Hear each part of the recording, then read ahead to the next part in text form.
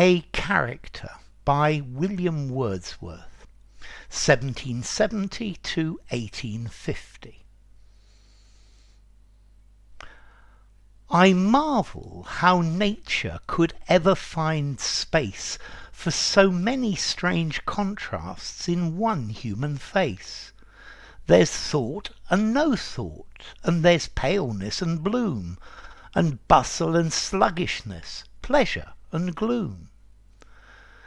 There's weakness and strength, both redundant and vain, such strength as if ever affliction and pain could pierce through a temper that's soft to disease, would be rational peace, a philosopher's ease. There's indifference alike when he fails or succeeds, and attention full 10 times as much as there needs. Pride where there's no envy, there's so much of joy, and mildness and spirit both forward and coy. There's freedom, and sometimes a diffident stare of shame scarcely seeming to know that she's there. There's virtue, the title it surely may claim, yet wants heaven knows what to be worthy the name. This picture from nature may seem to depart, yet the man would at once run away with your heart.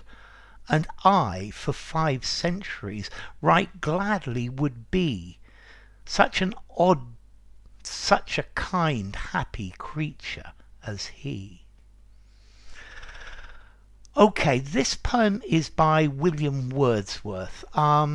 He's most famous for his nature poems, but he also makes social comments. He was poet laureate to Queen Elizabeth, and he's one of the most important British poets. Let's see. This poem is about a character. And I think this poem's talking about the character of man, or how people are, the character of mankind.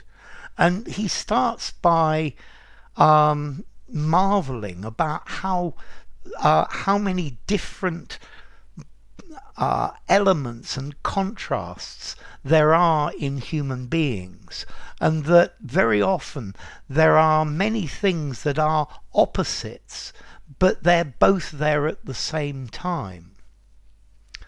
And then I think he goes on to describe a person. Yeah, and I think this is a person that he thinks is as good as a person can get. And he thinks that he describes how a real person is, and that he describes what he thinks would be the reality of a person like that.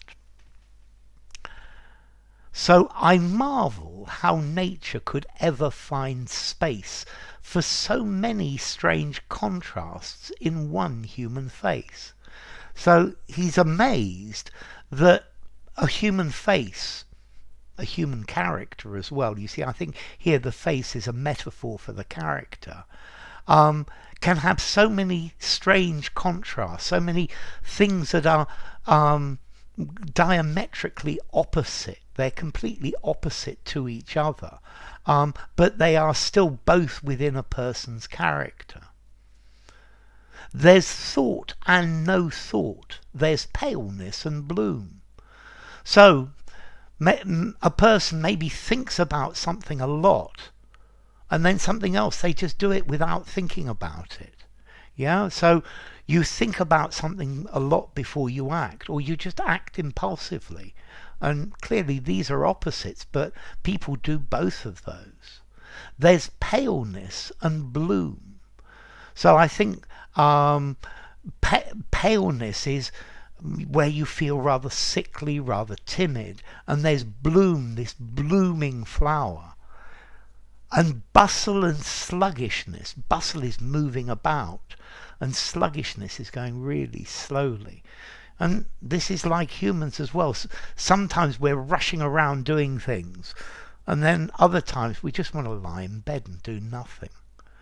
Pleasure and gloom. So happiness and gloom, and a darkness, a dark character. Happiness and sadness. And these are all contrasting things. And I think these are all contrasting characteristics that you will find in a human. There's weakness and strength, both redundant and vain. So I think he's starting to describe this person who is both weak and strong.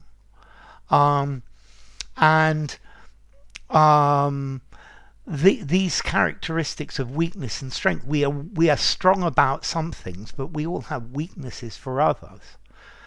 Both redundant and vain. So redundant, there's more than enough strength and more than enough weakness. And vain, I'm wondering about the meaning of vain. I get the feeling that this is, we can be proud of our weaknesses and we can be proud of our strengths.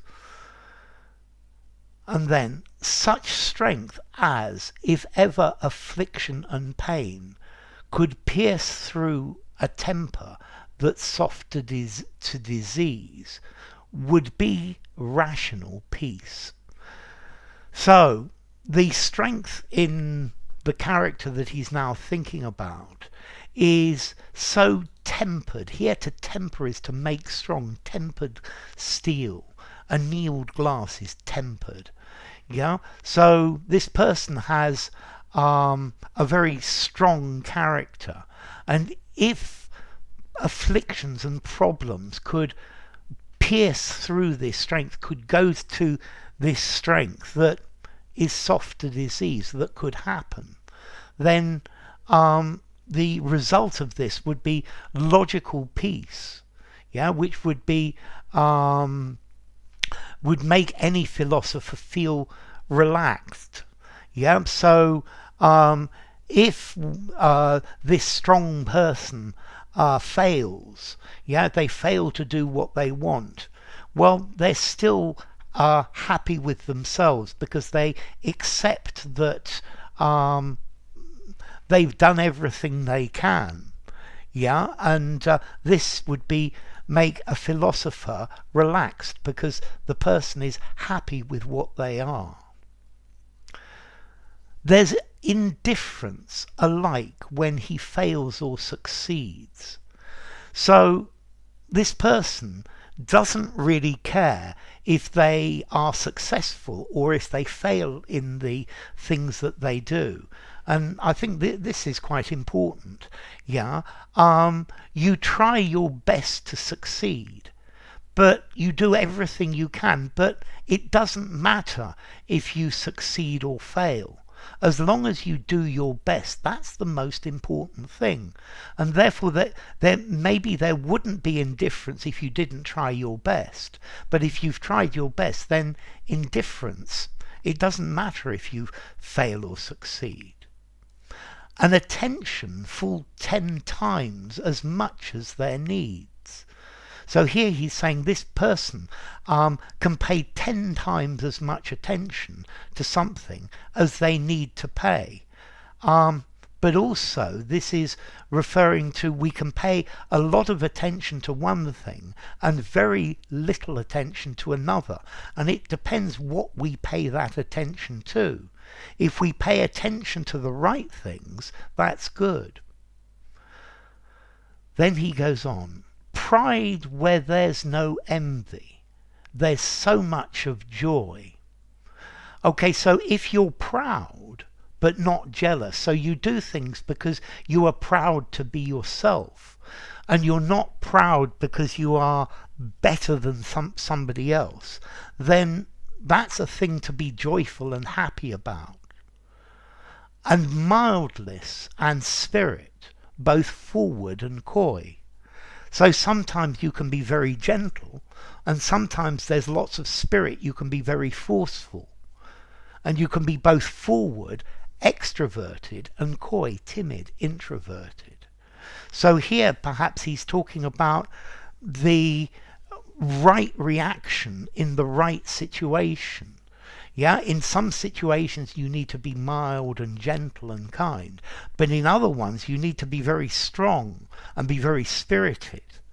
And sometimes it's good to be very extroverted, and sometimes it's good just to be introverted and watch what happens. And here he's clearly describing what he thinks would be a good human character. There's freedom and sometimes a diffident stare of shame scarcely seeming to know that she's there. So there's freedom. Yeah, you are free to act as you want. And sometimes a diffident stare. Diffident means you are insecure, you're timid, you're worried. So there's freedom to act as you feel, yeah, but sometimes you are worried that you are doing the right thing. So a diffident stare of shame, scarcely seeming to know that she's there. So she is personifying shame. Yeah, so you're a diffident stare, you're insecure, and maybe you're embarrassed, yeah, about what you are doing. But it's almost like you are not aware that you're embarrassed of doing it. So you can act freely and do whatever you want, but sometimes it looks like you're worried about doing what you want to do, but you're still not aware of it. And here, this is another of these contradictions. There's virtue, the title it surely may claim.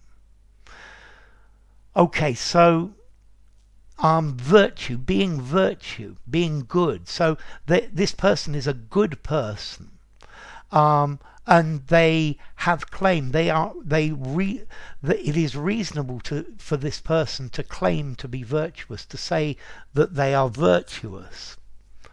Yet once heaven knows what to be worthy the name. And I think this line here, it's a comment by the poets. Maybe they're jealous of this person, or maybe they don't understand, yeah, because maybe this virtue, it seems to them that there is something missing from this character for them to be virtuous. But maybe the writer is just jealous of this person as well. This picture from nature may seem to depart. So the picture that I've painted, the person that I've described to you, may not seem to be real. This is not maybe somebody that you can actually find. Yet the man would at once run away with your heart. So you would be deeply impressed. You would think that this person was fantastic. Yeah, they would take your heart and run away with them. You would find this person fascinating and intriguing. And I, for 5 centuries, right gladly would be. So I would be happy to spend 500 years with this person, because a person like this would be so interesting. And notice for the first time he uses I, and he's using I here to make it clear that he, the poet, that Wordsworth is not this person who he's describing. I think this person that he's describing is the best human being that you would be able to find. Yeah, even if maybe it would be impossible to find a person like this. And Wordsworth says that he would be happy to spend 500 years with this person. Such an odd, such a happy kind creature as he. So this person maybe is very, very odd, very strange because of all the contrasts, but this would be a very happy person. And Wordsworth would be happy to spend 5 centuries talking and interested in this person. So we've got all of these contrasts to start with, strong and weak and gentle and aggressive, extroverted, introverted, etc. And then after that, Wordsworth goes on to describe some other good characteristics like being happy with who you are, taking pride in being yourself. And I think at the end here he's saying, well, maybe such a person isn't real, but such a person would be a wonderful person. So enough. If you enjoyed the video, give it a rating, subscribe to my channel, and I will see you soon. Bye for now. A Character by William Wordsworth.